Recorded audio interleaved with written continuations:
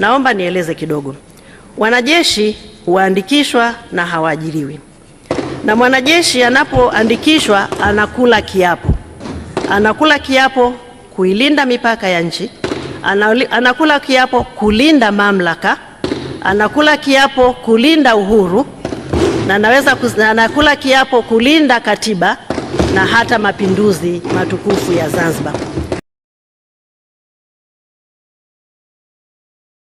Napenda pia kulitaarifu bunge lako tukufu kuwa kulingana na kifungu cha 3 kifungu kidogo cha 2B cha sheria ya Jeshi la Kujenga Taifa sura 193 toleo la urekebu la mwaka 2002, JKT inatakiwa kutoa mafunzo kwa vijana ili kuwawezesha kuwa na sifa za kuandikishwa katika Jeshi la Ulinzi la Wananchi wa Tanzania.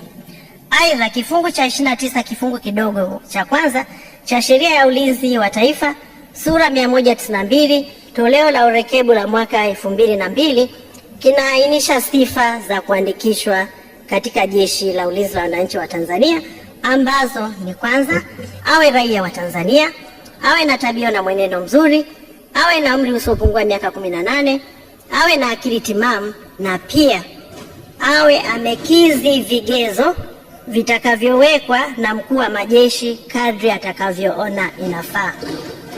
Awe amekizi vigezo vitakavyowekwa na mkuu wa majeshi kadri atakavyoona inafaa.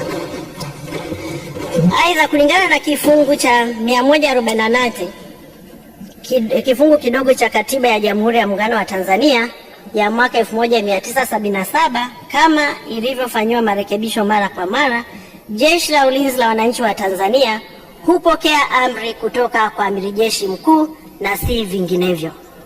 Na kifungu cha 5 cha sheria ya Ulinzi wa Taifa kimeainisha maeneo ambayo Waziri wa Ulinzi na Jeshi la Kujenga Taifa amekasimiwa mamlaka na Amiri Jeshi Mkuu. Na tangu kuanzishwa kwake, Jeshi la Ulinzi wa Wananchi wa Tanzania hapo tarehe 1 Septemba mwaka 1964 limeendelea kutekeleza majukumu yake kwa umakini mkubwa. Hata pale palipotokea matishio hayo yaliweza kudhibitiwa kwa wakati na ipasavyo. Kupitia bunge lako tukufu, natoa shukrani za dhati kwa bunge, waheshimiwa wabunge na wananchi wote kwa kuendelea kuliamini na kulipa ushirikiano jeshi letu.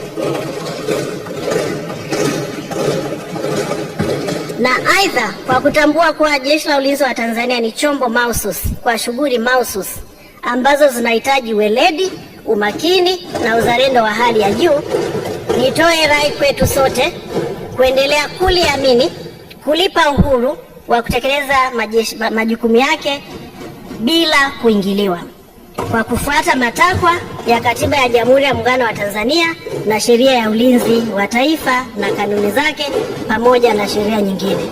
Mheshimiwa Spika na waheshimiwa wabunge, mara nyingi nimekuwa nikisema Jeshi la Ulinzi wa Wananchi wa Tanzania ni chombo mahususi kwa shughuli mahususi, pengine na kwa sitoi ufafanuzi. Naomba nieleze kidogo.